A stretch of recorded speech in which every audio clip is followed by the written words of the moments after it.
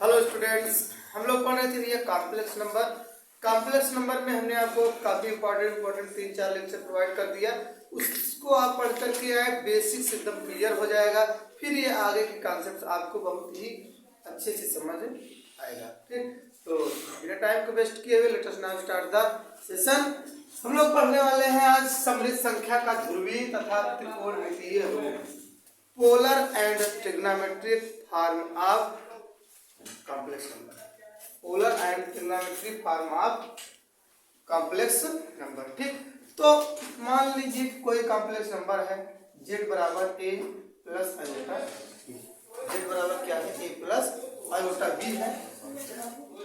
तो इसको अगर हम ग्राफ में निरूपित करना चाहें, ठीक, तो ये a प्लस आयोटा b है, इसका कोई पॉइंट होगा a कामा b। ठीक, इससे कोई हम एक लाइन खींच लेंगे। ठीक, अगर हम एक्स एक्सिस मतलब कि ये रियल एक्सिस की बात करें और इमेजिनरी एक्सिस की बात करें, तो ये जहां पर काटेगा ये क्या हो जाएगा? ए कामा 0 हो जाएगा। और इसकी अगर बात करें तो ये क्या हो जाएगा? 0 कामा b हो जाएगा। ठीक, मतलब ये डिस्टेंस क्या होगी भैया? ए होगी और ये डिस्टेंस क्या होगी? समझ में आई बात? इसी कोई दिक्कत नहीं होनी चाहिए। ठीक, और ये क्या हो जाएगा? 0 कामा। ठीक, अगर इसके बीच का कोई मान लिया हमने, कोई डिस्टेंस है, मान लो r ही मान लिया, कैसे निकालेंगे भी? इसके बीच को हम क्या करते हैं, दूरी का फार्मूला लगा करके अंडर रूट a1, देखो ऐसे अंडर रूट, मान लो r बराबर अंडर रूट a माइनस 0 का स्क्वायर प्लस b माइनस 0 का स्क्वायर, तो क्या हो जाएगा? r बराबर under root a square plus b square. तो इसी a square plus b square हम क्या मान ले रहे हैं? r। ठीक, इसी कोई दिक्कत नहीं ना, इसी को भी हमको लेकर के आना है। तो चलो देखते हैं।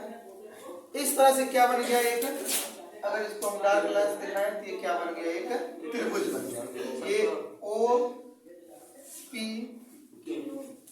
ठीक, क्या बन गया? त्रिभुज ओ पी क्यू, या बोल सकते हैं त्रिभुज पी ओ क्यू। ठीक, तो त्रिभुज पी ओ क्यू से चलेंगे, एक बार साइन थीटा की वैल्यू निकालेंगे, एक बार कॉस थीटा की वैल्यू निकालेंगे। ठीक, फिर उसके बाद हम क्या करेंगे, उससे हम तो पोलर और ट्रिग्नोमेट्रिक फॉर्म निकालेंगे। फिर उसके बाद मॉडुलस, मतलब ये आर दिखा देंगे, ये आर क्या है? मॉडुलस है, इसको निकाल लेंगे। फिर उसके बाद आगे कोणांक की बात कर लेंगे।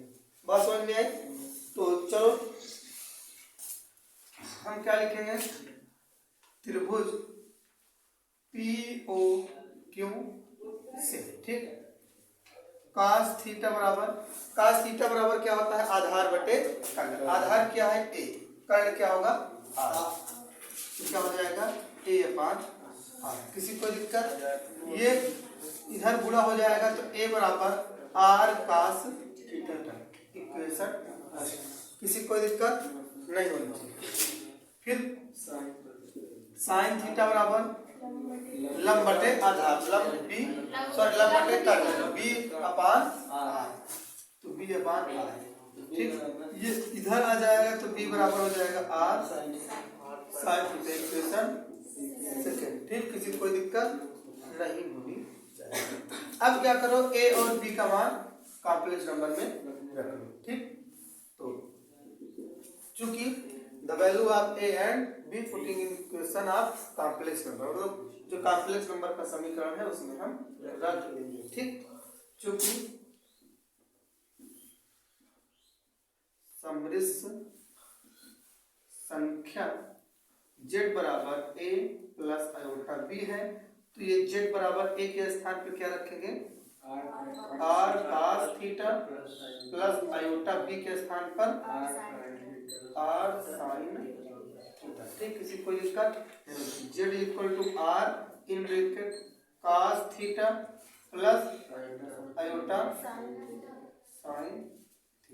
ठीक, ये r क्या है आपको पता है? ये बीच में डिस्टेंस, दूरी, मतलब बोले तो मॉडुलस जिसे। ठीक, तो यही क्या है भैया?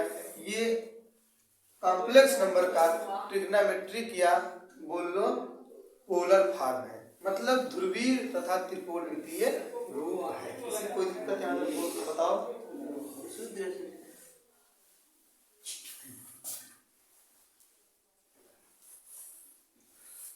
आगे देखो, यहाँ हम लिख सकते हैं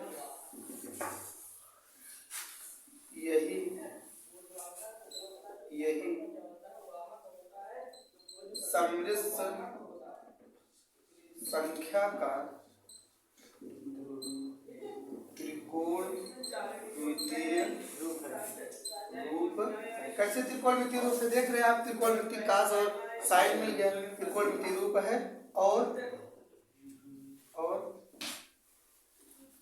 आर और थीटा, ये जो आर दिख रहा है और जो थीटा दिख रहा है, ये क्या है, इसके निर्देशांक है, ठीक, ध्रुवीय निर्देशांक है।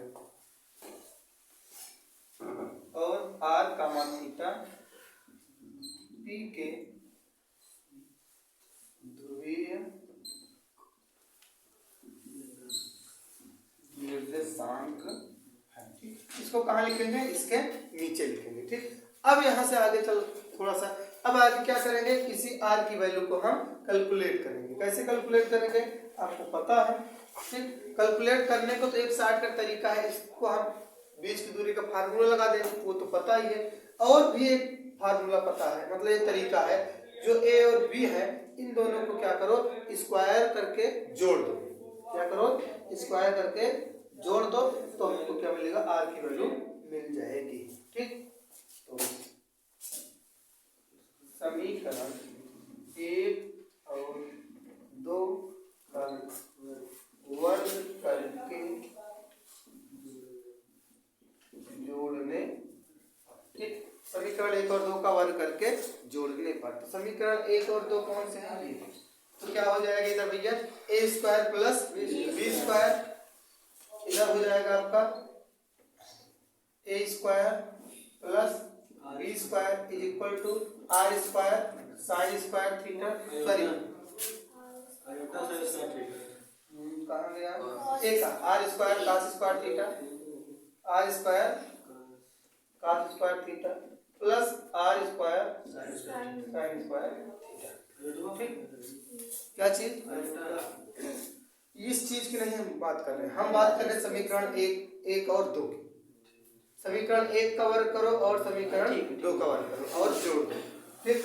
तो क्या हो जाएगा, A square plus B square equal to R square common हो गया, और क्या बन गया, साइन स्क्वायर थीटा पहले लिख लो प्लस का कास स्क्वायर थीटा, ठीक। ये 1 हो जाएगा, आर को इस तरफ लिख रहे हैं, r square equal to a square plus B square, ठीक। और यही आर उधर जाकर के रूट भी बन जाएगा, तो वही निकलेगा जो हम यहाँ से निकालते बीच की दूरी का फार्मूला लगा करके। बस समझ में अभी निकाल के दिखाया था हमने, किसी कोई दिक्कत नहीं होनी चाहिए। तो आर इक्वल टू हो जाएगा अंडर रूट ए स्क्वायर प्लस बी स्क्वायर। यही आर क्या था भैया, हमने आपको नेक्स्ट वीडियो में सिखा रखा है, यही मॉडुलस है। मॉडुलस बोले तो यही क्या है, मापांक, ठीक। आपको ये चीज बता ही चुके थे, सब लिखने की जरूरत नहीं। अब क्या करेंगे, जैसे हमने अभी जोड़ा इसको ना, अब क्या करेंगे, इनको हम डिवाइड करेंगे। क्या करेंगे भैया, डिवाइड करेंगे, समीकरण 1 और 2 को भाग करने पर, ठीक। तो अब समीकरण 2 में 1 से भाग करने पर, ठीक। समीकरण 2 में 1 से भाग करने पर समीकरण 2 कौन सा है, बी बराबर आर साइन थीटा, तो बी बराबर आर साइन थीटा, और एक क्या है, ए बराबर आर कास थीटा, तो ये ए हो जाएगा नीचे, और यहाँ बीच में बराबर लगा देंगे आर कास थीटा, ठीक। आर से आर निगलेक्ट हो गया, तो b upon a equal to क्या हो गया, टेन थीटा साइन थीटा पर कास थीटा टेन थीटा हो गया। अब यहाँ से थीटा की वैल्यू निकालेंगे, टेन आके इधर इनवर्स हो जाएगा, लेकिन थीटा को हम इधर लिख ले रहे हैं, तो टेन इनवर्स बी अपान, और यही क्या है, कोणांक निकालने का तरीका है। थीटा क्या भैया, कोणांक, ये जो बीच का कोण था जिसे हमने बताया था आपको नेक्स्ट लेक्चर में, इसी को इंग्लिश में बोलते हैं आर्गुमेंट। क्या बोलते हैं भैया, आर्गुमेंट बोलते हैं। किसी कोई दिक्कत यहाँ तक नहीं होनी चाहिए। तो अब क्या करेंगे आप, मॉडुलस तो हमने आपको ऑलरेडी सिखा रखा था। अब हमने क्या आपको सिखाया कि कैसे हम उसका कोणांक मतलब थीटा को निकालेंगे। ठीक, समझ में आ गई बात। तो अब आप क्या करेंगे, कोणांक थीटा की वैल्यू को आप कैलकुलेट कर लेंगे। किसी कोई दिक्कत हो तो बोल सकते हैं।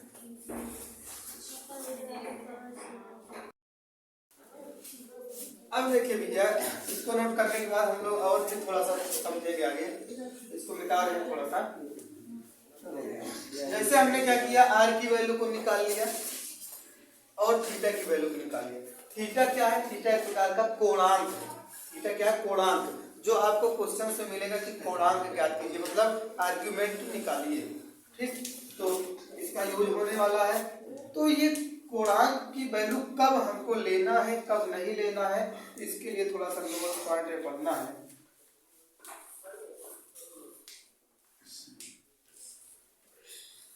देखो, जैसे नोट मेरे पढ़े कि जो थीटा की वैल्यू है, ये थीटा का क्या होता है, थीटा का अनंत मान हो सकता है, लेकिन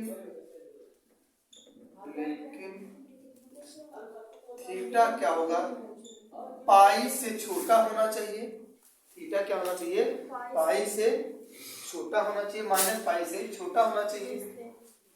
सॉरी, थीटा क्या होना चाहिए, माइनस पाई से बड़ा होना चाहिए और प्लस पाई से क्या होना चाहिए, छोटा या बराबर। बात समझिए थोड़ा सा।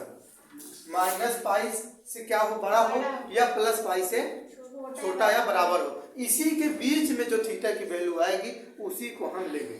ठीक, क्या लेंगे, उसी के बीच में हम इसको वैल्यू को लेंगे। लेकिन इतना इतना के अंतराल तथा sine theta is equal to, sine theta is equal to, अभी आप निकाले थे sine theta is equal to क्या हुआ, बी अपान आर। तो बी अपान आर की वैल्यू आपने निकाला है क्या, under a square plus B square तथा तथा तथा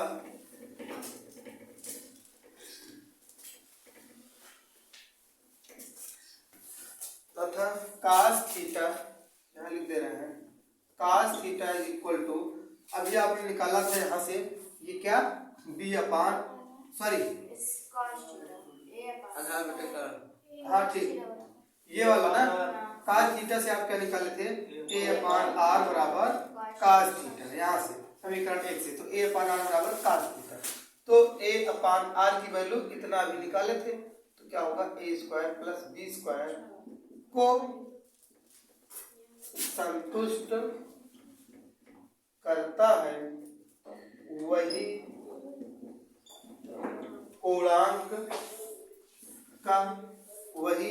कोणांक का सही मान होगा।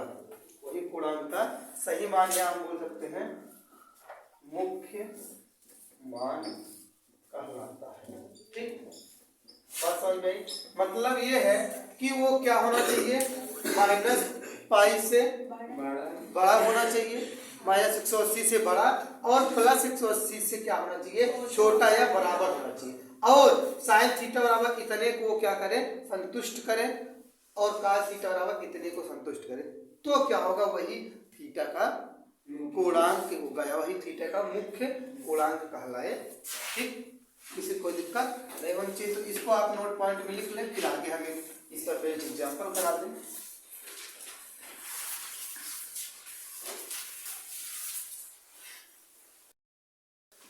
अब देखिए भैया, इसको मिटा रहे हैं। अब इसके बाद एक इस पर बेस्ड एग्जाम्पल कर लेते हैं, फिर नेक्स्ट कॉन्सेप्ट को सीखा जाएगा। जैसे एक एग्जाम्पल ले लेते हैं,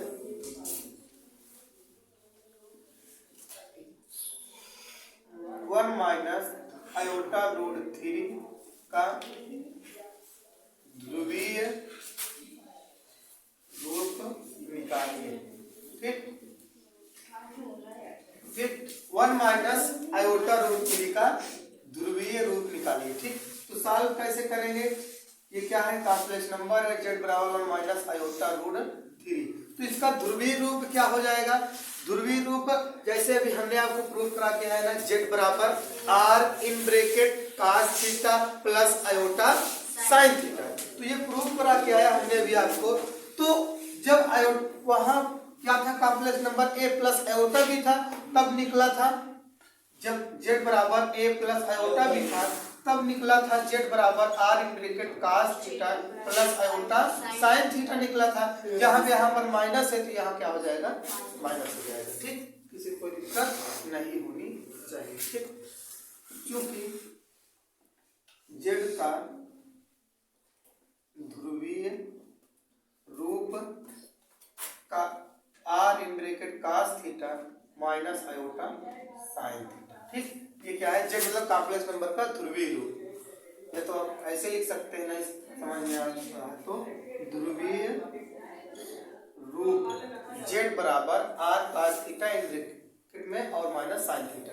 तो इससे क्या करेंगे, इसकी हम तुलना कर लेंगे। ठीक, तो इसको बना देंगे समीकरण 1, समीकरण 2 बना देंगे। समीकरण 1 और 2 की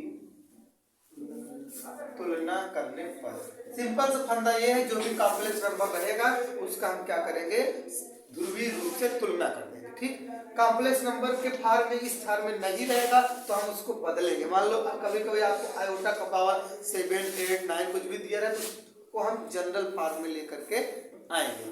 तो तुलना करेंगे तो क्या हो जाएगा, 1 minus iota root 3 is equal to r in bracket cos theta minus iota sine theta. किसी कोई दिक्कत यहाँ तक नहीं होनी चाहिए ना।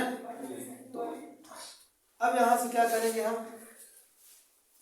अब यहाँ से एक एक को हम करेंगे तुलना। ठीक, मतलब आर को इसमें इनटू करा देंगे और उसके बाद तुलना कर लेंगे। तो तुलना करेंगे तो आर cos थीटा बराबर क्या हो जाएगा, आर cos थीटा बराबर क्या हो जाएगा भैया, ठीक। तो r cos theta equal to 1, समझ में आ रही बात की नहीं। फिर उसके बाद आर इसमें जाएगा तो minus r sine theta equal to minus root 3, iota iota हट जाएगा। तो इसको समीकरण ऊपर वाले को 3 बना दो, ये माइनस से माइनस हटा तो r sine theta equal to root 3, ये समीकरण 4 बन गया। किसी कोई दिक्कत नहीं होनी चाहिए। अब ये जैसे हमने आपको सिखाया भी वैसे सेम बन गया। एक बार इसको हम क्या करेंगे, दोनों को स्क्वायर करके जोड़ लेंगे। ठीक, तो समीकरण 3 और 4 का वर्ग करके जोड़ लें। ठीक, तो वर्ग करके जोड़ेंगे तो क्या हो जाएगा, इसको r square cos square theta plus are square sine square theta बराबर 1 प्लस रूट 3 का स्क्वायर। ठीक, किसी कोई दिक्कत नहीं होनी चाहिए। अब जरा इधर देखिए, ये क्या होगा, आर स्क्वायर कॉमन हो जाएगा। ठीक, तो r square in bracket sine square theta पहले लिख ले रहे हैं, cos square theta 1 is equal to 1 plus root 3 का स्क्वायर क्या हो जाएगा 3। ठीक, तो r square into 1 is equal to 4, तो आर इज इक्वल टू 2, क्या हो जाएगा 2। आर की वैल्यू हमको मिल गई। ठीक, अब क्या करेंगे, जब आर की वैल्यू मिल गई तो उसके बाद हमको क्या करना है, ध्रुवीय रूप में व्यक्त करना है। तो ध्रुवीय रूप में व्यक्त करने के लिए हमको क्या चाहिए, कोणांक की वैल्यू चाहिए, थीटा की वैल्यू। तो थीटा की वैल्यू के लिए हम क्या करेंगे, फिर से समीकरण जो 3 और 4 इसको क्या करेंगे, डिवाइड करेंगे। ठीक, समीकरण 4 में 3 से भाग करने पर, तो समीकरण 4 क्या है, आर साइन थीटा बराबर रूट 3 और 3 क्या है, आर cos थीटा।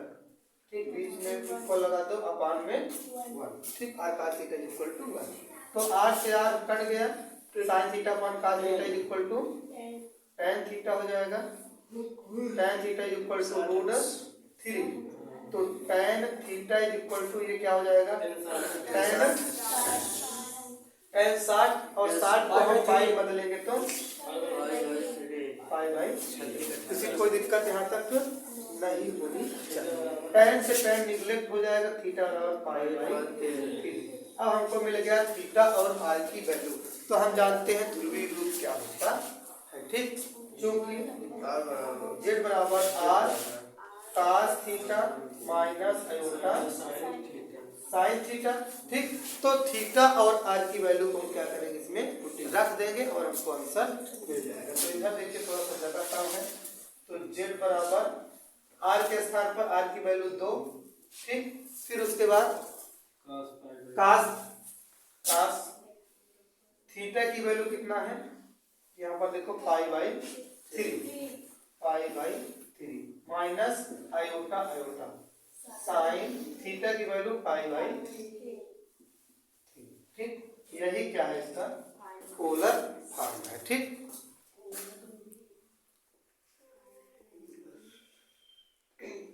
यही क्या भैया, पोलर फॉर्म, जिसे हम हिंदी में क्या बोलते हैं, ध्रुवीय रूप है। किसी को दिक्कत नहीं होनी चाहिए। तो नोट करें, फिर इसके बाद हम आपको और भी कॉन्सेप्ट सिखाएंगे।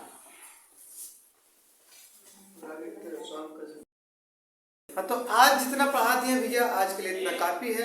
फिर मिलेंगे नेक्स्ट कुछ इंपॉर्टेंट पॉइंट के साथ। तब तक के लिए जुड़े रहें, बने रहें। लक्ष्य करने के साथ सफलता अवश्य मिलेगी। जय हिंद।